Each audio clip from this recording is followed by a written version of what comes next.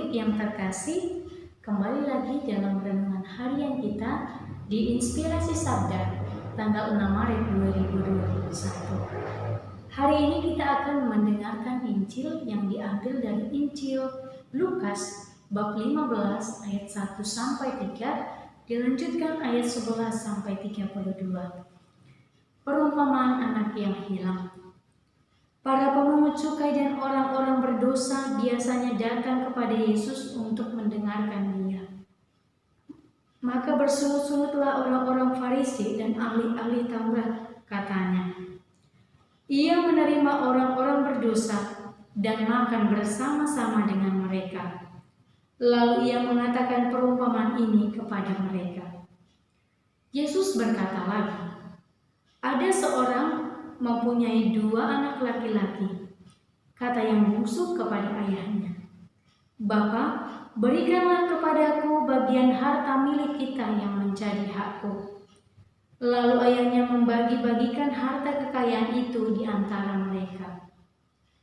Beberapa hari kemudian anak bungsu itu menjual seluruh bagiannya, lalu pergi ke negeri yang jauh. Di sana ia memboroskan harta miliknya dengan hidup berfoya-foya. Setelah dihabiskannya semuanya, timbullah bencana kelaparan di dalam negeri itu dan ia pun mulai melarat. Lalu ia pergi dan bekerja pada seorang majikan di negeri itu. Orang itu menyuruhnya ke ladang untuk menjaga baginya. Lalu ia ingin mengisi perutnya dengan ampas yang menjadi makanan babi itu. Tetapi tidak seorang pun memberikannya kepadanya. Lalu ia menyadari keadaannya, katanya, betapa banyaknya orang upahan Bapakku yang berlimpah-limpah makanannya, tetapi aku di sini mati kelaparan. Aku akan bangkit dan pergi kepada Bapakku dan berkata kepadanya, Bapa, aku telah berdosa terhadap surga dan terhadap Bapa. Aku tidak layak lagi disebutkan anak Bapa. Jadikanlah aku sebagai salah seorang upahan Bapa. Maka bangkitlah ia dan pergi kepada bapaknya. Ketika ia masih jauh, ayahnya telah melihatnya. Lalu tergeraklah hatinya oleh belas kasihan. Ayahnya itu berlari mendapatkan dia, lalu merangkul dan mencium dia. Kata anak itu kepadanya, Bapa, aku telah berdosa terhadap surga dan terhadap Bapa. Aku tidak layak lagi disebutkan anak Bapa. Tetapi ayah itu berkata kepada hamba-hambanya, lekaslah bawa kemari jubah yang terbaik. Pakaikanlah itu kepadanya, dan kenakanlah cincin pada jarinya, dan sepatu pada kakinya. Dan ambillah anak lembu tambun itu, sembelilah dia, dan marilah kita makan dan bersukacita. Sebab anakku ini telah mati dan menjadi hidup kembali. Ia telah hilang dan didapat kembali. Maka mulailah mereka bersukaria. Tetapi anaknya yang sulung berada di ladang, dan ketika ia pulang dan dekat ke rumah, ia mendengar bunyi seruling dan nyanyian tari-tarian. Lalu ia memanggil salah seorang hamba dan bertanya kepadanya, apa arti semuanya itu? Jawab hamba itu, adikmu telah kembali, dan ayahmu telah menyembelih anak lembu tambun, karena ia mendapatnya kembali dengan sehat. Maka marahlah anak sulung itu, dan ia tidak mau masuk. Lalu ayahnya keluar dan berbicara dengan dia.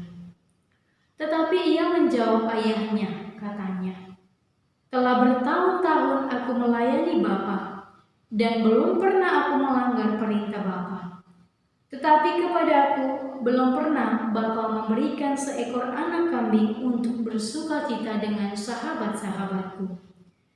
Tetapi baru saja datang anak Bapa yang telah memboroskan harta kekayaan Bapa bersama dengan pelacur-pelacur. Maka Bapa menyembelih anak lembu tambun itu untuk dia. Kata ayahnya kepadanya, anakku, Engkau selalu bersama-sama dengan aku, dan segala kepunyaanku adalah kepunyaanmu. Kita patut bersukacita dan bergembira, karena adik-adikmu telah mati dan menjadi hidup kembali. Ia telah hilang dan didapat kembali. Demikianlah Injil Tuhan. Terpujilah Kristus. Aku akan bangkit dan pergi kepada Bapakku dan berkata, Bapa, aku telah berdosa terhadap surga dan terhadap Bapa. Perumpamaan tentang anak yang hilang ini adalah suatu perumpamaan yang sering sekali dipakai untuk menggambarkan kesetiaan Allah terhadap manusia. Ketika si bungsu menerima bagian harta milik ayahnya dan menggunakan semuanya dengan berfoya-foya, sampai pada akhirnya dia sendiri merasa menyesal dan kembali kepada bapaknya. Terkadang kita pun seperti si bungsu. Kita sulit mengendalikan kemauan daging kita. Kita sulit mengendalikan kehausan mata kita, sehingga kita terhanyut dalam kesenangan semata itu. Tetapi kita diajak bukan berhenti sampai di situ saja. Tangan Allah terbuka bagi kita yang hendak bertobat, mengakui segala kedosaan kita, mengakui segala kelemahan kita. Ketika kita merasa jatuh di dalam dosa, berbaliklah kepada Dia yang senantiasa memberikan pengampunan kepada umatnya. Demikian pun dengan anak sulung yang selama ini merasa dirinya saleh dan dekat dengan Bapa, seperti yang diwakili oleh para ahli Taurat dan kaum Farisi, di mana bahwa Bapa tidak pernah menganggap kita rendah di matanya. Sebaliknya, karakter anak sulung mau mengingatkan kita juga bahwa mari kita bersukacita ketika ada saudara-saudari kita yang bertobat dan kembali kepada Bapa. Dan kita tidak mengucilkan dia, tidak mengucilkan kehadirannya karena kedosaan yang telah diperbuatnya. Bapa mengasihi kita bukan karena apa yang sudah kita buat, melainkan Ia mengasihi kita menurut kebutuhan kita masing-masing. Pertobatan membawa keselamatan. Karena Allah yang Maha Rahim akan melepaskan manusia dari belenggu dosa-dosanya, dan Ia senantiasa menunggu setiap anaknya untuk bertobat dan kembali ke rumahnya.